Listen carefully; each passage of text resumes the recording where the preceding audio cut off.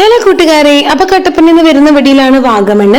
ഏകദേശം അവിടെ നിന്ന് 25-30 കിലോമീറ്റർ ഉണ്ട്. അപ്പൊ നമ്മൾ വാഗമണ് നേരത്തെ വന്നിട്ടുണ്ടെങ്കിൽ തന്നെയും നമ്മൾ അഡ്വഞ്ചർ പാർക്കിൽ കയറിയിട്ടില്ല, ഗ്ലാസ് ബ്രിഡ്ജിലൊക്കെ. അപ്പൊ നമ്മൾ നേരെ അങ്ങോട്ട് വിട്ട് ഗൂഗിൾ അമ്മച്ചിയുടെ സഹായത്തോടുകൂടി പോയിട്ട് തന്നെ ഗൂഗിൾ അമ്മച്ചി പന്ന വഴിയിലൂടെയാണ് നമ്മളെ അവിടെ എത്തിച്ചു.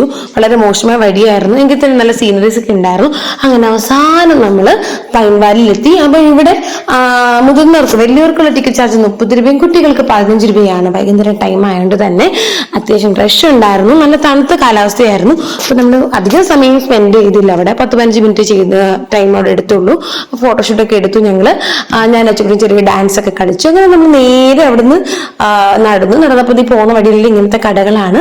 അപ്പൊ സ്വാഭാവികമായിട്ടും അച്ചുകൂട്ടൻ അത് വേണം ഇത് വേണം എന്നൊക്കെ പറഞ്ഞെങ്കിലും നമ്മൾ നൈസർ സ്കിപ്പ് ചെയ്തു. പക്ഷെ വണ്ടി അവിടെ എത്തിയത്തിന് അച്ചുകൂട്ടൻ ബ്രേക്ക് ഇട്ടു. എനിക്കത് വേണം, വണ്ടി വേണം എന്ന് പറഞ്ഞ് കരയാൻ തുടങ്ങിയപ്പോൾ ഒരു കുഞ്ഞി കാറൊക്കെ കൊടുത്ത് നമ്മൾ അഡ്ജസ്റ്റ് ചെയ്തു.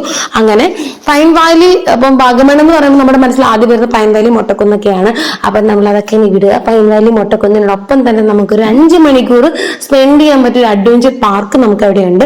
നേരെ ഇനി അങ്ങോട്ട് വിട്ടോളൂ. അപ്പൊ പൈൻ വാലി ഏകദേശം 2 കിലോമീറ്റർ മാത്രമേ ഉള്ളൂ അഡ്വഞ്ചർ പാർക്കിലേക്ക്. ഇവിടെ ഇതേപോലെ സൈക്ലിംഗ് ഉണ്ട്. ഒരാൾക്ക് 380 രൂപയാന്ന് തോന്നുന്നു. അത് കഴിഞ്ഞിട്ട് ഇവിടെ ഒരു പാർക്ക്, കുട്ടികൾ കളിക്കാൻ പാർക്ക് ഉണ്ട്. ഒരുപാട് ആക്ടിവിറ്റീസ് ഉണ്ട്. ഗൺഷൂട്ട് പോലെ ഒരുപാട് ആക്ടിവിറ്റീസ് ഉണ്ട്. ഷോസ് ഉണ്ട്, 3D 5D 7D പോലെ ഷോസ് ഉണ്ട്.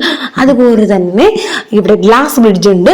അപ്പൊ ഗ്ലാസ് ബ്രിഡ്ജിലൊക്കെ പോകണമെന്നുണ്ടെങ്കിൽ ഞങ്ങളെ പോലെ ഇങ്ങനെ താമസം പോയി കഴിഞ്ഞാൽ കയറാൻ പറ്റത്തില്ല. അപ്പം അത്യാവശ്യം റഷ് ടൈം ആയിരുന്നു. അപ്പം ഒരു 5 മണിയൊക്കെ ആകുമ്പോഴത്തേന് ടിക്കറ്റ് ക്ലോസ് ചെയ്തു. അപ്പം ടിക്കറ്റ് എടുത്തവരെ മാത്രം ഗ്ലാസ് ബ്രിഡ്ജിൽ അവർ കയറ്റി വിടുന്നുണ്ടായിരുന്നു. 5:30, 5:45, 6 മണിയാകുമ്പോഴത്തേക്ക് അഡ്വഞ്ചർ പാർക്ക് ക്ലോസ് ചെയ്യും. പിന്നെ അവിടെ നിന്നിട്ട് കാര്യമില്ല. ഞങ്ങൾ ചെന്നപ്പോഴത്തേക്ക് തന്നെ 5:45 കഴിഞ്ഞു.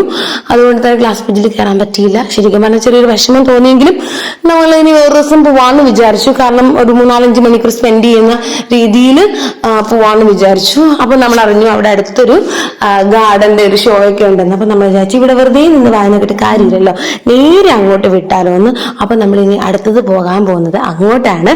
ആ ഒരു വീഡിയോ ഞാൻ ഡീറ്റെയിൽ ആയിട്ട് ഇടുന്നതായിരിക്കും. അപ്പൊ ഈ കുട്ടി ബ്ലോഗ് ഇവിടെ അവസാനിക്കുന്നു.